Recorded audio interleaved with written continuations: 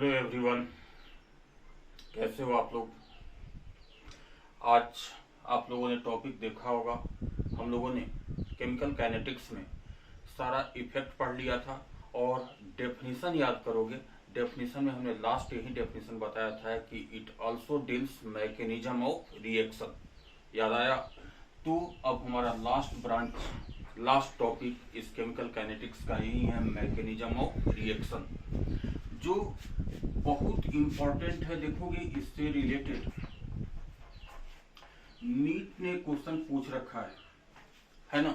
और इसको समझना बहुत जरूरी है, ये आपको ज्यादा हेल्प करेगा ऑर्गेनिक केमिस्ट्री में, है ना। और mechanism of reaction chemical kinetics के बेसिस पे नीट ने क्वेश्चन पूछ रखा है। एडवांस ने क्वेश्चन नहीं पूछा है, में भी पूछ सकता है ना। तो इसके लिए हम लोग इस बात को करना चाहेंगे, मैकेनिज्म ऑफ रिएक्शन। चलो आप लोग फटाफट कॉपी पेन उठाओ, उठा लिया। हेडिंग बनाइए मैकेनिज्म ऑफ रिएक्शन। हेडिंग बनाइए मैकेनिज्म ऑफ रिएक्शन। अब चलो मेरे साथ लिखना शुरू करो आप लोग। लिखो, on the basis of mechanism, on the basis of mechanism, chemical reaction, on the basis of mechanism, chemical reaction are classified into two categories. On the basis of mechanism, chemical reactions are classified into two categories. सबसे पहला लिखोगे आप लोग, सबसे पहले वाले को simple reaction बोला जाता है और एलिमेंट्री रिएक्शन बोला जाता है।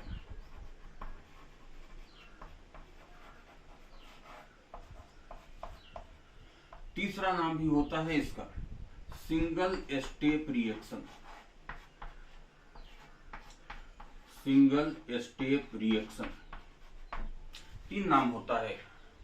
सबसे पहला हमने कहा कि मैकेनिज्म के बेसिस पे किसी भी रिएक्शन को हम लोग दो कैटेगरी में डिवाइड करते हैं।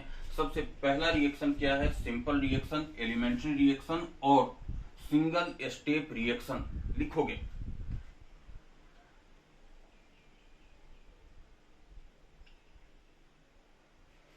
लिख लिया आप लोगों ने। दूसरा रिएक्शन है हमारे पास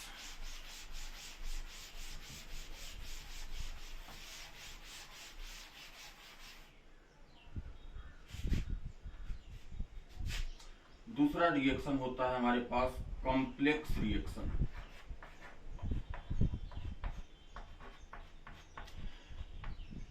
दूसरा रिएक्शन होता है हमारे पास कॉम्प्लेक्स रिएक्शन।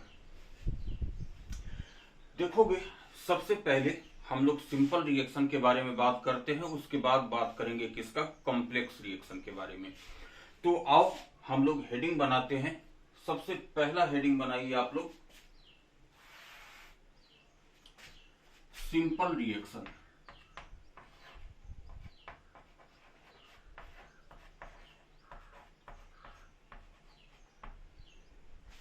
सिंपल रिएक्शन, है ना। सबसे पहला इसी रिएक्शन के बारे में स्टडी करते हैं डिटेल में, उसके बाद कॉम्प्लेक्स रिएक्शन का स्टडी करेंगे हम लोग। तो सबसे पहला बात, सिंपल रिएक्शन क्या होता है, ये 12th बोर्ड में पूछ सकता है, इसलिए इसका डेफिनेशन हम लोग लिख लेते हैं, है ना। लिखोगे डेफिनेशन इसका कि reaction which is completed, reaction which is completed in a single step, reaction which is completed in a single step is called simple reaction। और ये सिंगल स्टेप में कंप्लीट होता है, इसीलिए इसका नाम क्या होता है? तीसरा नाम भी क्या बताया हमने? सिंगल स्टेप रिएक्शन, है ना। Reaction which is completed in single step is called simple reaction, elementary reaction और सिंगल स्टेप रिएक्शन। बात समझा आपने? इसके बारे में पॉइंट वाइज करके लिखना शुरू करोगे आप लोग। अब देखिए, ये रिएक्शन सिंगल स्टेप में कंप्लीट हो रहा है। आया बात समझ में? क्या कहा हमने कि ये रिएक्शन सिंगल स्टेप में कंप्लीट हो रहा है। जब ये रिएक्शन सिंगल स्टेप में कंप्लीट होगा तो सिंगल स्टेप में कंप्लीट होने वाला कोई भी रिएक्शन इंटरमीडिएट को कंटेन करके नहीं रखेगा। बात समझिए, हमने कहा कि जो रिएक्शन सिंगल स्टेप में कंप्लीट होता है वो इंटरमीडिएट रिएक्शन इंटरमीडिएट को कंटेन नहीं करता है। जो इस टॉपिक को 12th वाले स्टूडेंट हैं, पहली बार पढ़ रहे होंगे, उनको समझने में थोड़ा सा दिक्कत होगा। अभी जब हम आगे बढ़ेंगे तो ये जो इंटरमीडिएट सिंगल स्टेप ये क्लियर हो जाएगा थोड़ा सा आगे। तो बस थोड़ा सा पेशेंस रखो आप लोग। हमने कहा कि जो सिंपल रिएक्शन होता है वो सिंगल स्टेप में कंप्लीट होता है, और सिंगल स्टेप में कंप्लीट करने वाला कोई भी रिएक्शन इंटरमीडिएट को कंटेन करके नहीं रखता है। तो लिखोगे इस पॉइंट को कि simple reaction do not contain reaction intermediate. Simple reaction do not contain reaction intermediate.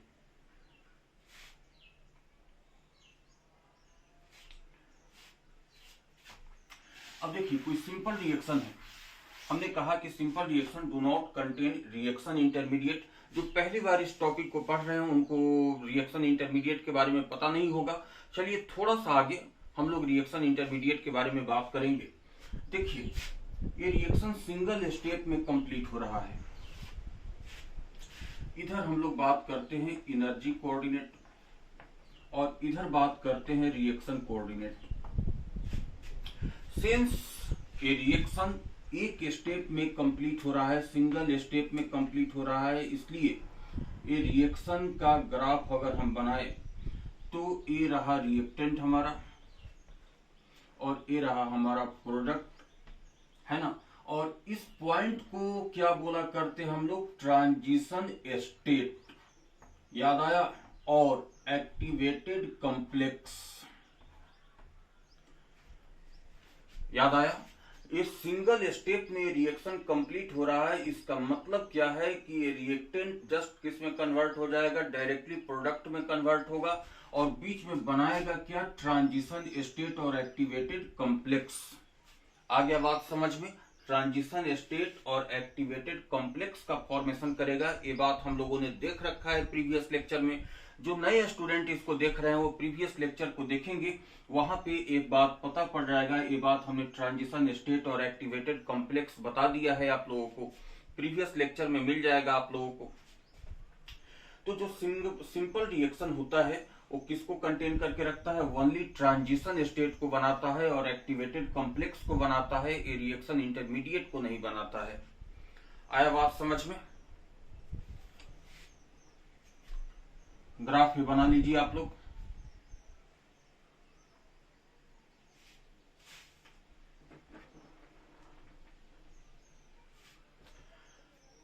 अब देखोगे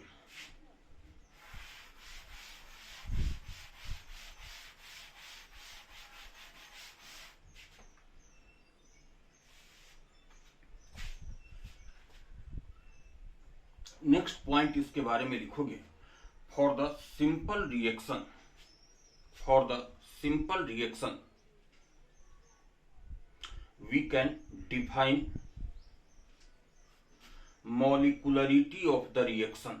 For the simple reaction we can define molecularity of the reaction. Molecularity of the reaction and defined as, ये 12th board में पूछ सकता है what is molecularity of a reaction. लिखोगे and defined as number of molecule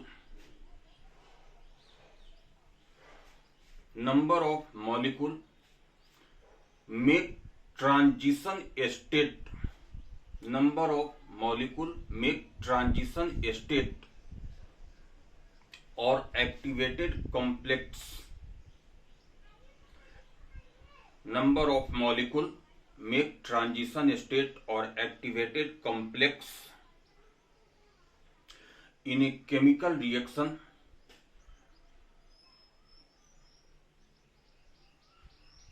in a chemical reaction for effective collision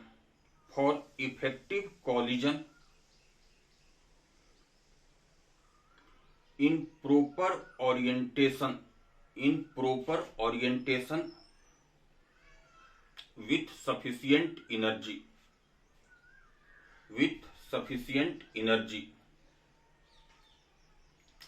क्या कहा हमने? किसी केमिकल रिएक्शन में कितना मॉलिक्यूल मिलकर ट्रांजिशन स्टेट का फॉर्मेशन करता है, किसके लिए? इफेक्टिव कॉलिजन के लिए। फिर यहाँ पे एक टर्म आया इफेक्टिव कॉलिजन। जो पुराने बच्चे हैं उनको इफेक्टिव कॉलिजन में कोई दिक्कत नहीं होगा, इफेक्टिव कॉलिजन का मतलब वो समझ रहे हैं, और जो नए स्टूडेंट हैं उनको ज्यादा पड़ेगा। कहाँ पे? इफेक्ट ऑफ टेम्परेचर में। वहां पे हमने इफेक्ट ऑफ टेम्परेचर वाला जो वीडियो होगा वहां पे हमने बताया हुआ है कि इफेक्टिव कॉलिजन क्या होता है ना। तो इफेक्टिव कॉलिजन परफॉर्म करने के लिए, इफेक्टिव कॉलिजन होने के लिए दो बातें होना जरूरी है। क्या क्या? प्रॉपर ओरिएंटेशन और सफिशिएंट एनर्जी। तो जब मॉलिक्यूल इफेक्टिव कॉलिजन करेगा तो दो बैरियर को पार करना होगा, प्रॉपर ओरिएंटेशन और प्रॉपर एनर्जी, है ना। तो कोई मॉलिक्यूल, कितना मॉलिक्यूल मिलकर प्रॉपर ओरिएंटेशन करता है और प्रॉपर एनर्जी बैरियर को क्रॉस करता है। जितना मॉलिक्यूल मिलकर एनर्जी बैरियर और ओरिएंटेशन, प्रॉपर ओरिएंटेशन को क्रॉस कर जाएगा, उतना मॉलिक्यूल को हम लोग क्या बोलेंगे? मॉलिकुलरिटी बोलेंगे। आया बात समझ में? फिर नेक्स्ट लिखोगे on the basis of molecularity, on the basis of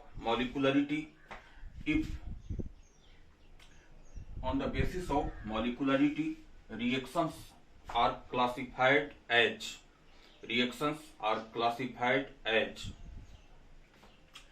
सबसे पहला लिखोगे यूनिमॉलिकुलर रिएक्शन। नाम से पता चल रहा है यूनिमॉलिकुलर, मतलब मॉलिकुलरिटी इसका कितना मॉलिक्यूल इसमें पार्टिसिपेट करेगा? बोलिए, 1 मॉलिक्यूल पार्टिसिपेट करेगा। और रिएक्शन कैसा होगा? A gives product. जब भी ऐसा बात हो, एक ही मॉलिक्यूल रिएक्शन में पार्टिसिपेट कर रहा हो, लेकिन बात को ध्यान से समझिए, लेकिन जो रिएक्शन होना चाहिए वो सिंपल रिएक्शन होना चाहिए। अगर सिंपल रिएक्शन में एक ही मॉलिक्यूल पार्टिसिपेट करता है तो उस रिएक्शन को क्या बोलते हैं हम लोग? यूनिमॉलिकुलर रिएक्शन बोलते हैं। अब दूसरा होगा बाइमॉलिकुलर रिएक्शन। बोलिए, अब यहाँ पे क्या कहना चाहेंगे? मॉलिकुलरिटी कितना हो जाएगा? 2 हो जाएगा। और रिएक्शन कैसा होगा? कुछ ऐसा होगा, A+B गिव्स प्रोडक्ट। मतलब 2 मॉलिक्यूल मिलकर यहाँ पे क्या बनाया? प्रॉपर ओरिएंटेशन किया और सफिशिएंट एनर्जी के साथ प्रॉपर ओरिएंटेशन से हमारे इफेक्टिव कॉलिजन को क्रॉस कर गया, इफेक्टिव कॉलिजन में पार्टिसिपेट कर गया। तीसरा ट्राइमॉलिकुलर रिएक्शन, मतलब मॉलिकुलरिटी कितना होगा? 3। अब देखिए, A+B+C gives product, A+B+C gives product.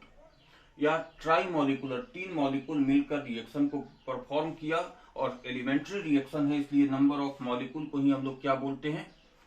Molecularity बोलते हैं। और एक बात समझ लेना, आप यहाँ पे लिख लेना, इसको लिखिए,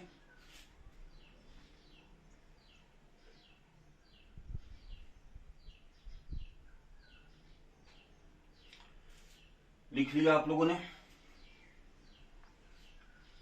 अब देखिए, जो सिंपल रिएक्शन होता है, जो एलिमेंट्री रिएक्शन होता है, उसमें मॉलिकुलरिटी ही उसका ऑर्डर हो जाता है। यहां पे ऑर्डर इस रिएक्शन का कितना होगा? 1। यहां पे अगर ऑर्डर की बात करें तो कितना कहोगे? 2।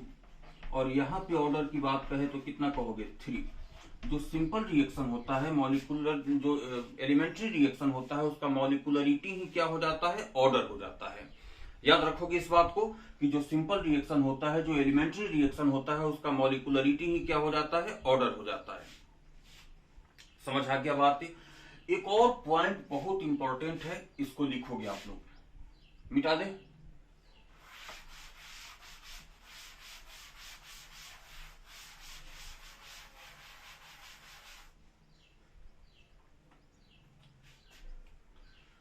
लिखोगे reaction having molecularity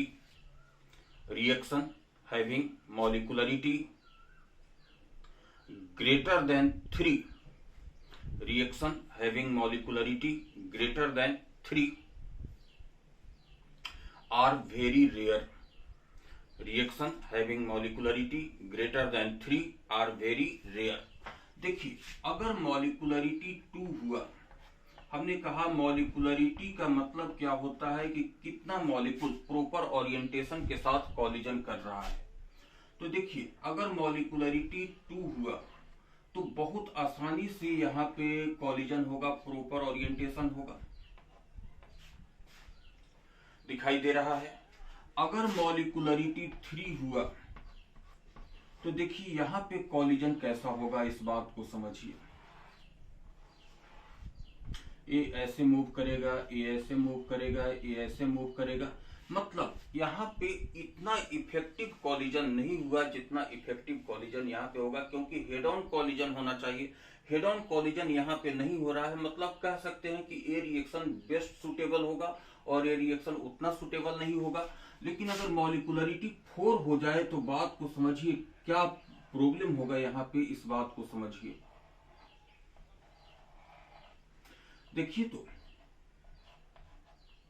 क्या यहाँ पे कॉलिजन इफेक्टिव हो पा रहा है, हेड ऑन कॉलिजन हो पा रहा है? कहेंगे नहीं हो पा रहा है हेड ऑन कॉलिजन। तो बताइए यहाँ पे तो काफी फास्ट रिएक्शन होगा, काफी अच्छे से कॉलिजन होगा, यहाँ पे थोड़ा सा मुश्किल होगा और यहाँ पे क्या होगा, ये रेयर होगा। ऐसा रिएक्शन कभी पॉसिबल नहीं होता। मतलब कोई एलिमेंट्री रिएक्शन में मॉलिकुलरिटी 4 बहुत रेयर एग्जिस्ट करता है। दैट इज एलिमेंट्री रिएक्शन में हमने क्या बताया कि जो मॉलिकुलरिटी होता है वही क्या होता है, ऑर्डर होता है। मतलब एलिमेंट्री रिएक्शन में ऑर्डर 4 पॉसिबल नहीं है ना, वेरी रेयर पॉसिबल होगा ये। समझ आ गया बातें? और इसमें कहीं कोई डाउट है तो बोलिए आप लोग। चलो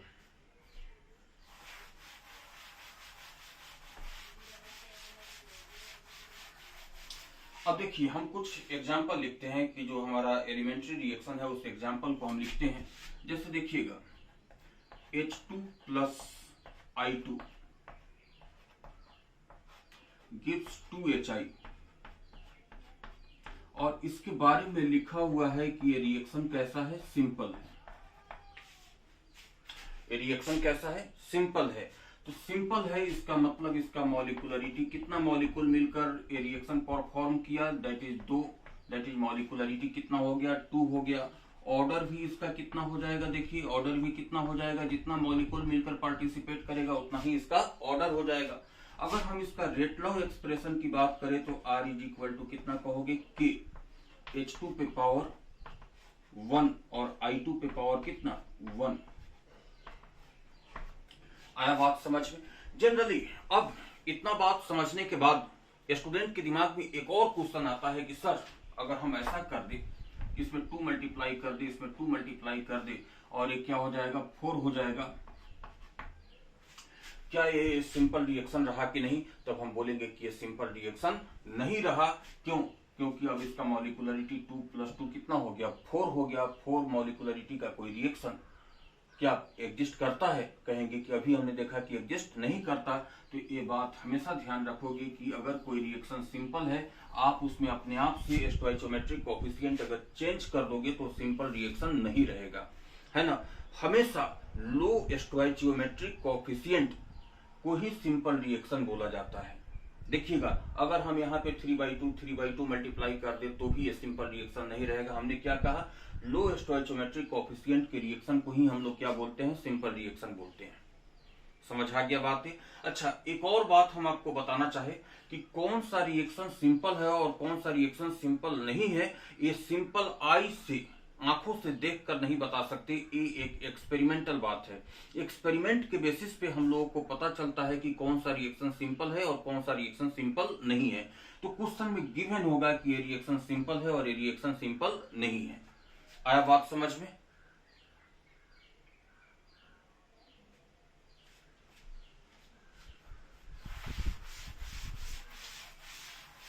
अब जैसे देखिए, हमने आपके पास ऐसा रिएक्शन एक लिख दिया, A+2B गिव्स प्रोडक्ट, और हमने कह दिया ये रिएक्शन क्या है, सिंपल है।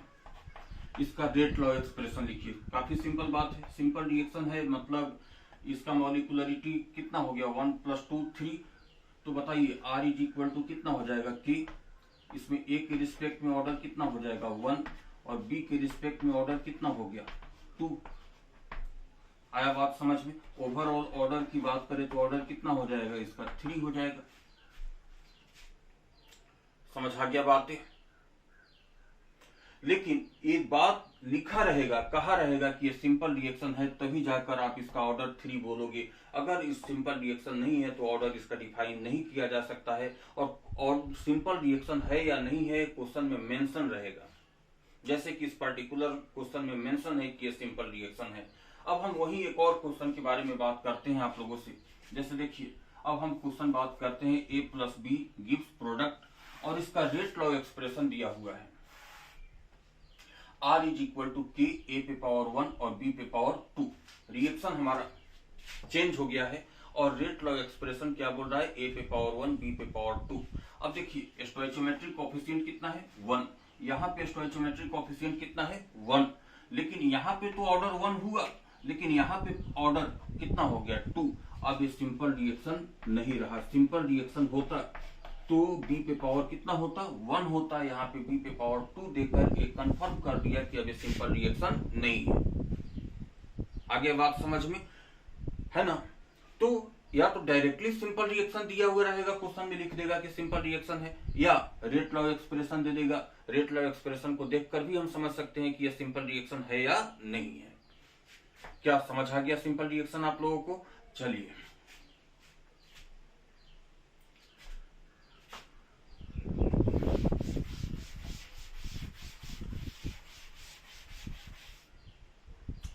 अब आते हैं हम लोग कॉम्प्लेक्स रिएक्शन पे।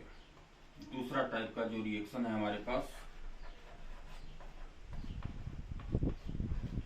कॉम्प्लेक्स रिएक्शन लिखोगे।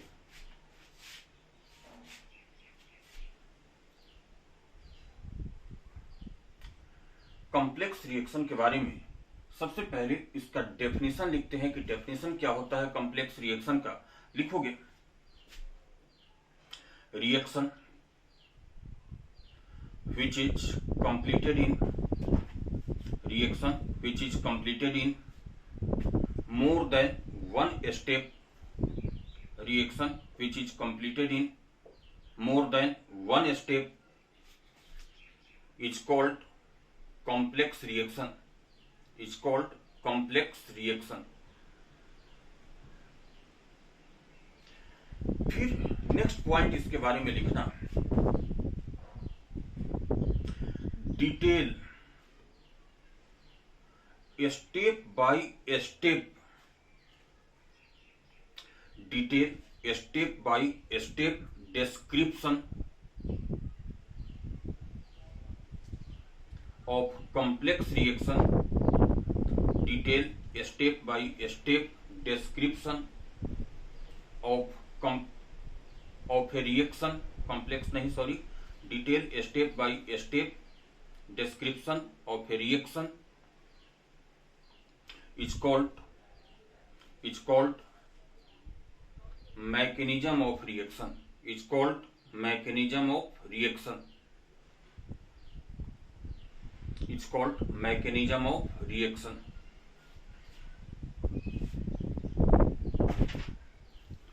इसके बारे में कुछ पॉइंट लिखते हैं हम लोग। देखिएगा इसमें ये रिएक्शन एक से ज्यादा स्टेप में कंप्लीट हो रहा है, इसका मतलब बीच में क्या बनेगा, जो बीच में बनता है रिएक्टेंट और प्रोडक्ट बनने के बीच में जो बनता है उसी को हम लोग इंटरमीडिएट बोलते हैं। क्या बोलते हैं? इंटरमीडिएट। एक से ज्यादा स्टेप में बना, इसका मतलब क्या है कि इसके बीच में क्या बना होगा, कोई न्यू सबस्टेंस बना होगा। न्यू सबस्टेंस को ही हम लोग क्या बोलेंगे, इंटरमीडिएट बोलेंगे। आया बात समझ में। लिखना इसके बारे में सबसे पहला बात कि complex reaction contain reaction intermediate. Complex reaction contain reaction intermediate. Complex reaction contain reaction intermediate.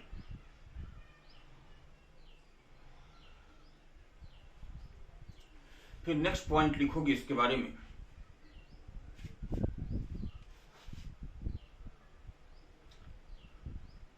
Reaction intermediate form, reaction intermediate form after the reaction started and destroyed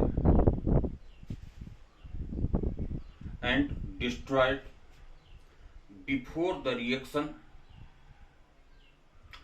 gets completed. Before the reaction gets completed. Hence, they do not participate in rate law expression. Hence, they do not appear in rate law expression.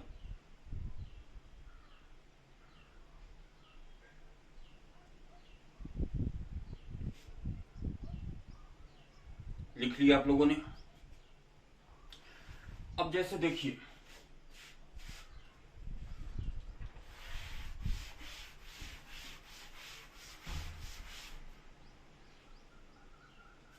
हम आपके पास एक reaction लिखते हैं A gives B। अभी हम इसको देखकर क्या बता सकते हैं कि ये रिएक्शन कॉम्प्लेक्स है या सिंपल है?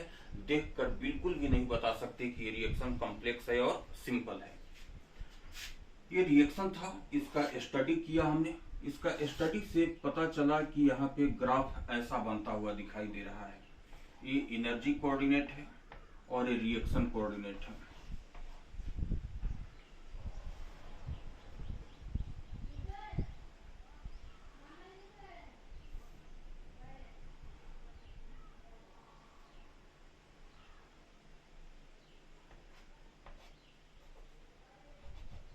ए बी, बीच में देखिए तो क्या क्या प्रोडक्ट बना। जैसे सपोज कर लीजिए सी और डी।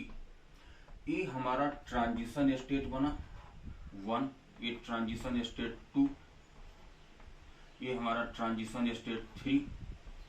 देखिए तो ए और बी के बनने के बीच में क्या क्या बना, सी और डी बना। इसी सी और डी को हम लोग क्या बोलेंगे, रिएक्शन इंटरमीडिएट बोलेंगे। क्या बोलेंगे, रिएक्शन इंटरमीडिएट बोलेंगे। बनता कब है, देखिए तो जब रिएक्शन स्टार्ट हुआ, और खत्म कब हो गया, जब रिएक्शन कंप्लीट हुआ। आया बात समझ में। यहाँ पे देखिए ए और सी बनने के बीच में एक्टिवेशन एनर्जी इतना है, E1, ये ट्रांजिशन स्टेट 1 बोल दीजिए, ट्रांजिशन स्टेट 2 बोल दीजिए, ट्रांजिशन स्टेट 3 बोल दीजिए। यहाँ पे एक्टिवेशन एनर्जी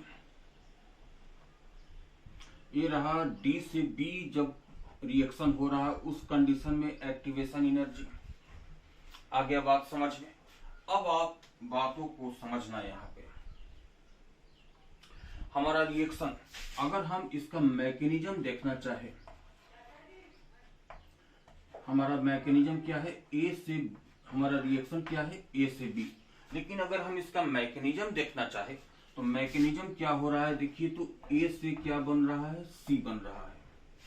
ए से क्या बन रहा है, सी। सी से क्या बन रहा है, डी। डी से क्या बन रहा है, बी।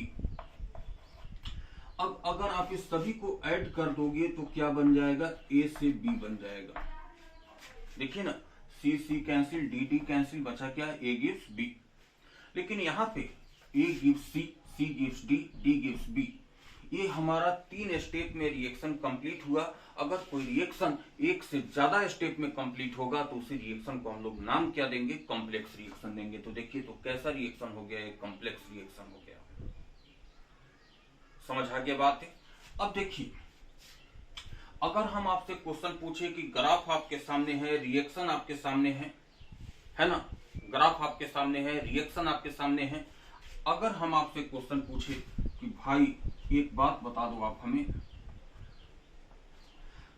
देखोगे यहाँ पे एक्टिवेशन एनर्जी कम है, यहाँ पे एक्टिवेशन एनर्जी कम है। एक्टिवेशन एनर्जी कम मतलब रिएक्शन का रेट क्या, फास्ट। आया बात समझ में। एक्टिवेशन एनर्जी कम मतलब रिएक्शन का रेट फास्ट। तो एक बात बताइए, ए वाला स्टेप सी से डी वाला स्टेप कैसा स्टेप हो गया, फास्ट हो गया। डी से बी वाला स्टेप क्या हो गया, फास्ट हो गया। और ए से सी वाला स्टेप क्या हो गया, स्लो हो गया। आया बात समझ में। ए से सी वाला स्टेप क्या हो गया, देखिए एक्टिवेशन एनर्जी इसका क्या है, ज्यादा है। एक्टिवेशन एनर्जी ज्यादा है मतलब रिएक्शन स्लो होगा, है ना। तो एक ऐसा स्टेप हो गया, स्लो स्टेप हो गया। और किसी भी कॉम्प्लेक्स रिएक्शन में जो स्लो रिएक्शन होता है उसी को हम लोग बोलते हैं क्या, किसी स्टेप को हम लोग बोलेंगे क्या, रेट डिटरमाइनिंग स्टेप। क्या बोलेंगे, rate determining step, that is कहेंगे RDS। क्या बोलेंगे, RDS, रेट डिटरमाइनिंग स्टेप। जो स्लोएस्ट स्टेप होगा उसी को हम लोग क्या बोलेंगे, रेट डिटरमाइनिंग स्टेप बोलेंगे। तो चलिए बहुत सारा इंफॉर्मेशन यहाँ पे इकट्ठा हो गया, इस सारी इंफॉर्मेशन को आप लोग नोट कीजिए।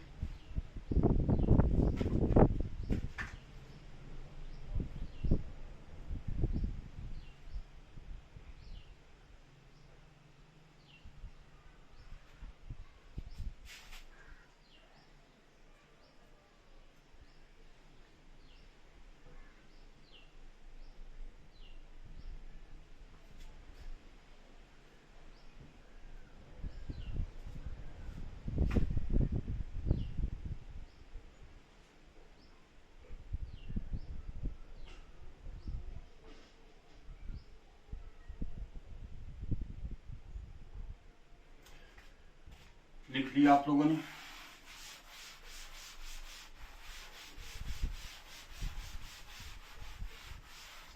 अब देखेंगे नेक्स्ट पॉइंट, हम इसके बारे में बताना चाहे, नेक्स्ट पॉइंट लिखोगे, each step of complex reaction, each step of complex reaction is an elementary reaction. Each step of complex reaction is an elementary reaction. कहा हमने कॉम्प्लेक्स रिएक्शन चाहे जितना भी स्टेप में कंप्लीट हो रहा हो, उस सभी स्टेप को हम लोग क्या बोलेंगे, एलिमेंट्री स्टेप बोलेंगे। मतलब ये अपने आप में कैसा रिएक्शन है, एलिमेंट्री। ये अपने आप में कैसा रिएक्शन है, एलिमेंट्री। ये अपने आप में कैसा रिएक्शन है, एलिमेंट्री रिएक्शन है। कॉम्प्लेक्स रिएक्शन का ईच स्टेप क्या होता है, एलिमेंट्री रिएक्शन होता है। दिमाग में डाल लो ये बात कि कॉम्प्लेक्स रिएक्शन का ईच स्टेप कैसा रिएक्शन होता है, एलिमेंट्री रिएक्शन होता है। लिख लिया आप लोगों ने। फिर अगर हम क्वेश्चन पूछे कि इस ए से बी जो रिएक्शन है इसका ओवरऑल ऑर्डर क्या होगा, सॉरी ओवरऑल मॉलिक्युलरिटी क्या होगा, क्या इसका मॉलिक्युलरिटी, इसका मॉलिक्युलरिटी, इसका मॉलिक्युलरिटी बोलेंगे कि नहीं, किसी का मॉलिक्युलरिटी नहीं। किसी भी कॉम्प्लेक्स रिएक्शन का ओवरऑल मॉलिक्युलरिटी डिफाइन नहीं होता। आया बात समझ में। किसी भी कॉम्प्लेक्स रिएक्शन का ओवरऑल मॉलिक्युलरिटी डिफाइन नहीं होता। तो मॉलिक्युलरिटी होता किसका है, ईच स्टेप का मॉलिक्युलरिटी होता है। समझे आप इस बात को, ईच स्टेप का मॉलिक्युलरिटी डिफाइन होता है। तो लिखेंगे overall molecularity, overall molecularity of a complex reaction is not defined. Overall molecularity of a complex reaction is not defined. Molecularity of each step, molecularity of each step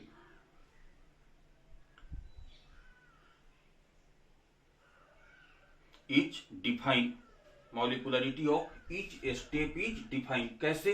क्योंकि हर reaction अपने आप में क्या है, सिंपल रिएक्शन है, elementary reaction है, तो हर elementary reaction का मॉलिकुलरिटी तो होगा लेकिन ओवरऑल मॉलिकुलरिटी इसका नहीं होगा। आया बात समझ में?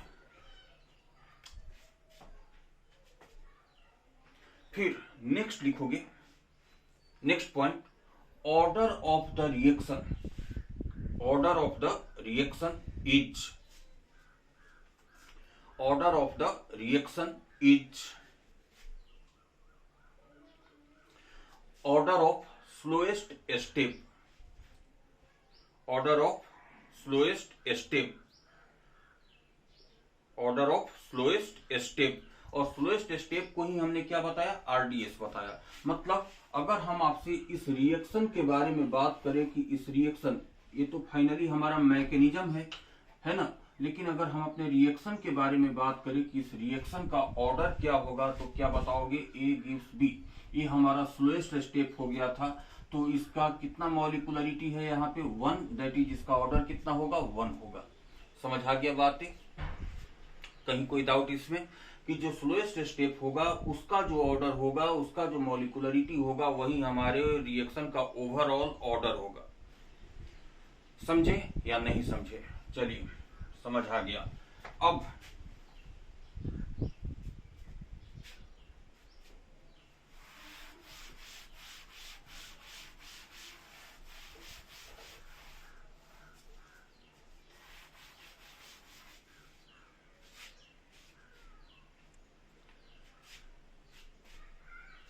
नेक्स्ट हम लोग बात करते हैं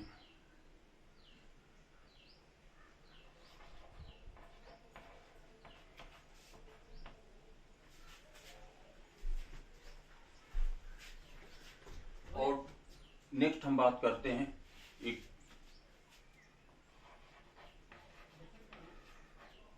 order of reaction.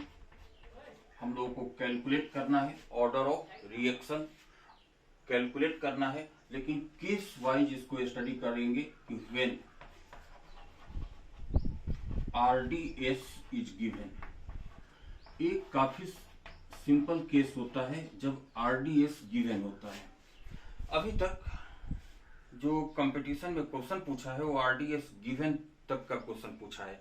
RDS not given ये वाला क्वेश्चन अभी तक पूछा नहीं है, मे भी फ्यूचर में पूछ सकता है, तो हम लोग आगे डिटेल डिस्कशन करेंगे उसका कि जब आरडीएस नहीं गिवन हो तो क्या बात करते हैं।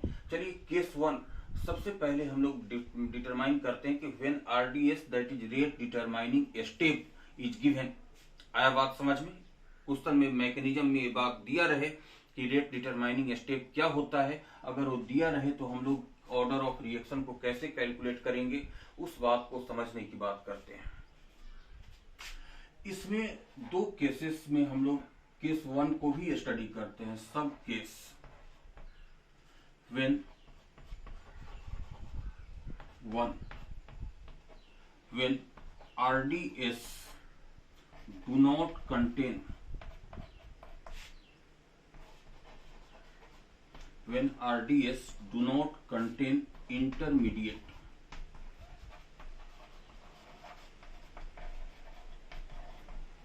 RDS do not contain intermediate। बात समझा कि जो रेट डिटरमाइनिंग स्टेप हो वो इंटरमीडिएट को कंटेन नहीं करता हो। अभी ये बात अगर नहीं समझ आया हो तो एग्जांपल लिखेंगे, समझ आ जाएगा। चलो जल्दी से इतना बात लिखो पहले।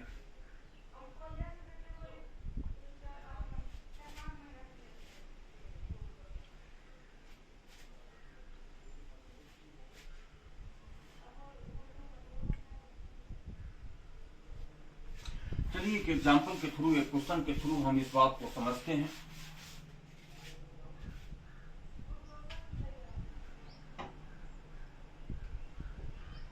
जैसे देखिए हमारे पास एक रिएक्शन है 2A + 3B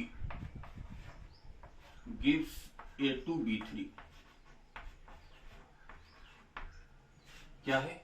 2A + 3B gives A2B3 और इसका मैकेनिज्म हमें दिया हुआ है क्वेश्चन में। क्या मैकेनिज्म है? A + B gives AB,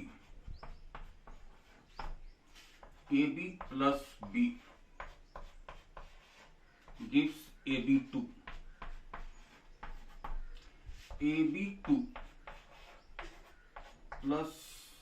A plus AB2 plus B gives A2B3। अगर आप सभी को ऐड कर दो तो देखो तो क्या बन जाएगा आपके पास, AB कैंसिल, फिर AB2 cancel, A plus A, B plus B plus B, 2A plus 3B gives A2B3। यही बन जाएगा ना। और इसके बारे में बोल रहा है कि ये स्लो स्टेप है, ये फास्ट है। इसके बारे में बोल रहा है कि ये फास्ट है। क्लियर, समझ आ गया बात है। ये स्लो है, ये फास्ट है, ये फास्ट है।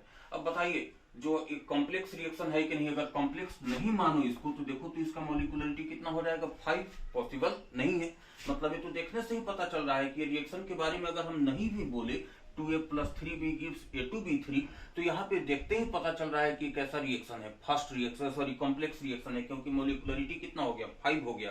मॉलिक्यूलरिटी 3 से ज्यादा एग्जिस्ट ही नहीं करता।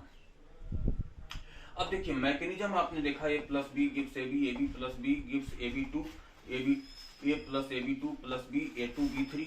हमने बताया कि जो हमारा कॉम्प्लेक्स रिएक्शन का ईच स्टेप होता है वो कैसा रिएक्शन होता है, एलिमेंट्री रिएक्शन होता है। कॉम्प्लेक्स रिएक्शन का ईच स्टेप कैसा होता है, एलिमेंट्री रिएक्शन होता है। एलिमेंट्री होता है तो बताइए इसका मॉलिक्यूलरिटी कितना हो गया, बोलिए कितना मॉलिक्यूलरिटी हो जाएगा, 2 मॉलिक्यूल पार्टिसिपेट कर रहा है। यहाँ पे मॉलिक्यूलरिटी बताइए कितना हो जाएगा, 1 + 1 2 हो गया। यहाँ पे मॉलिक्यूलरिटी बताइए 1 + 2 + 1 कितना, सॉरी 1 + 1 + 1 दैट इज कितना हो गया, 3 हो गया। और ये स्लो स्टेप है दैट इज यही हमारा क्या होगा, RDS होगा, है ना। और स्लोएस्ट स्टेप है यही हमारा क्या होगा, RDS होगा। दैट इज अगर हम रेट लॉ एक्सप्रेशन इसका लिखना चाहे R = तो कितना कहेंगे हम, बोलिए कि into concentration of A to the power कितना 1 और B टू द पावर कितना 1। समझ आ गया बात है, कोई डाउट इसमें। R = K concentration of A to the power 1 B to the power 1। समझ आ गया। दैट इज ओवरऑल ऑर्डर कितना हो गया इसका, 2 हो गया। और देखिए ये किसके बेसिस पे हमने समझा कि एलिमेंट्री रिएक्शन होता है, तो एलिमेंट्री रिएक्शन होगा तो A पे पावर 1 B पे पावर 1, है ना। ये भी एलिमेंट्री है, ये भी एलिमेंट्री है, सभी एलिमेंट्री है। एलिमेंट्री रिएक्शन के बारे में हम लोगों ने स्टडी कर रखा है कि जो यहाँ पे मॉलिक्यूल अपीयर होगा कितना स्टोइचोमेट्रिक कोएफिशिएंट 1, तो वही पावर हो जाएगा, वही ऑर्डर हो जाएगा। B के रिस्पेक्ट में ऑर्डर कितना हो गया 1, मॉलिक्यूलरिटी कितना है, मॉलिक्यूलरिटी जो होगा वही ऑर्डर होगा।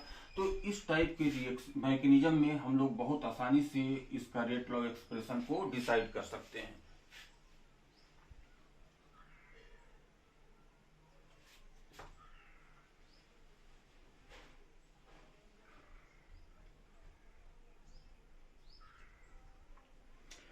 लिख लिया आप लोगों ने। अब सब केस 2 लिखते हैं हम लोग।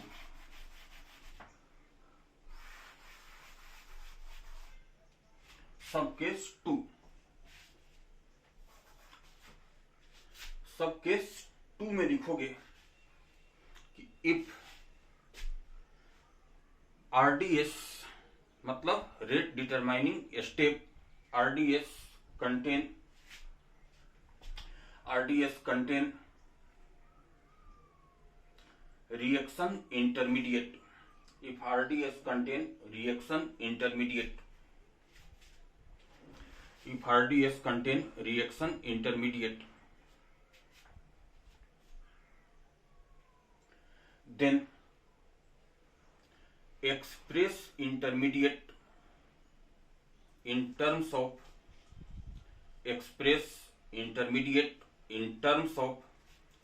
reactant and product। अब देखोगे सब केस 2 के बारे में हम लोग बात कर रहे हैं। चलो रिएक्शन हम अपना यही रहने देते हैं और इसका मैकेनिज्म ऐसा दिया हुआ है A + B। जब एक बात ध्यान रखना, जब कभी भी हमारा रिएक्शन इंटरमीडिएट, सॉरी जो RDS है इंटरमीडिएट को कंटेन करके रखेगा तो वहीं पे डेफिनेटली तुम्हें क्या दिया रहेगा, एक इक्विलिब्रियम रिएक्शन दिया रहेगा। क्या दिया रहेगा, इक्विलिब्रियम रिएक्शन दिया रहेगा। क्या दिया रहेगा, इक्विलिब्रियम रिएक्शन दिया रहेगा। अब देखिए यहाँ पे ये बोल रहा है फास्ट हो गया, ये बोल रहा है स्लो हो गया, ये बोल रहा है फास्ट हो गया। अब देखिए सारा रिएक्शन वही है, बस एक स्टेप चेंज हुआ, ये वाला स्टेप क्या हो गया, स्लो हो गया। तो अब हमारा रेट डिटरमाइनिंग स्टेप देखोगे, अभी भी इसका मॉलिक्युलरिटी कितना 2, 2 और 3। अब आप यहां पे देखोगे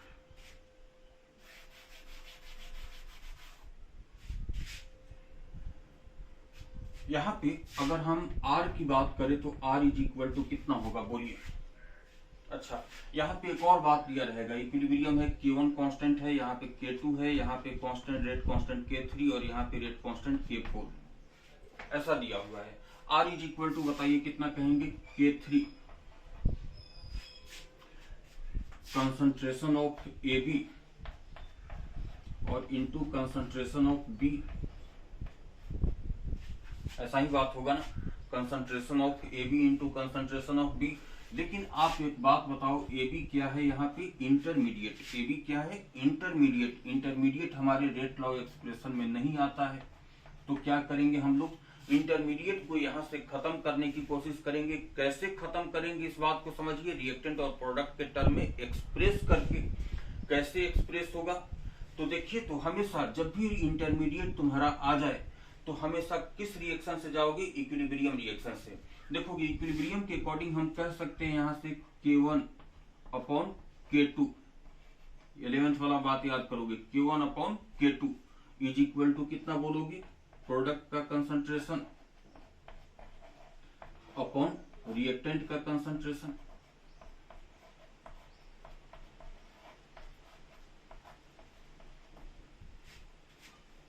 आ गया बात समझ में।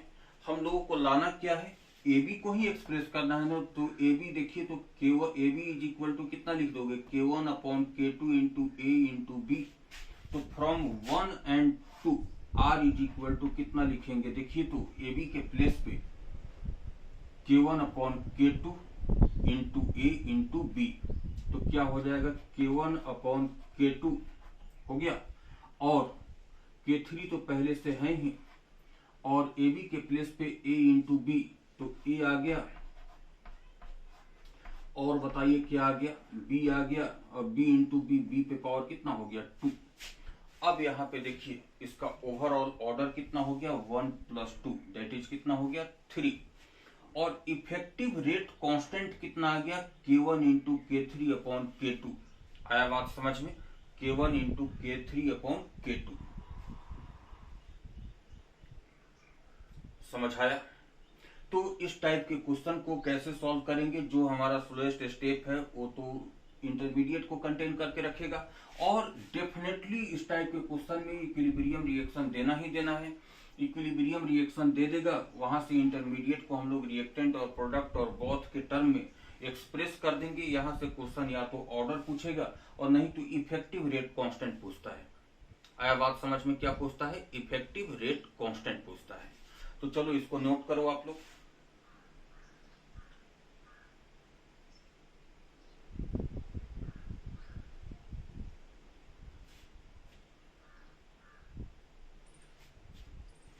मिटा दे। चलो अब नीट में आया हुआ है क्वेश्चन हम लोग डिस्कस करते हैं।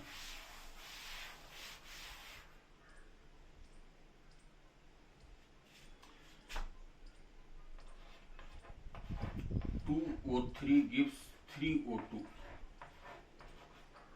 ये कोई रिएक्शन है। अब आपसे इसका मैकेनिज्म दे रहा है, बोल रहा है O3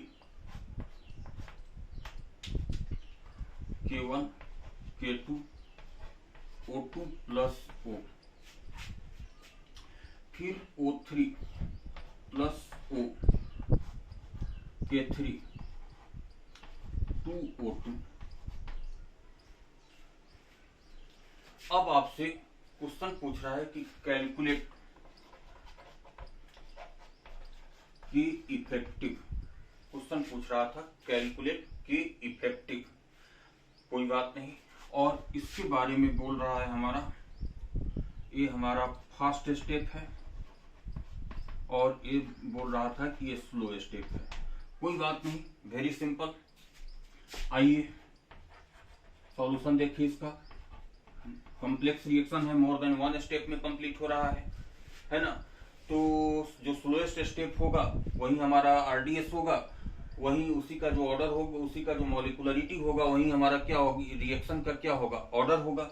तो बताइए R इज इक्वल टू कितना कहेंगे आप यहाँ से, K3 कांस्टेंट दिया हुआ है, अपने मन से क्यों लिखे K3, और क्यों यहाँ पे O इंटू O3।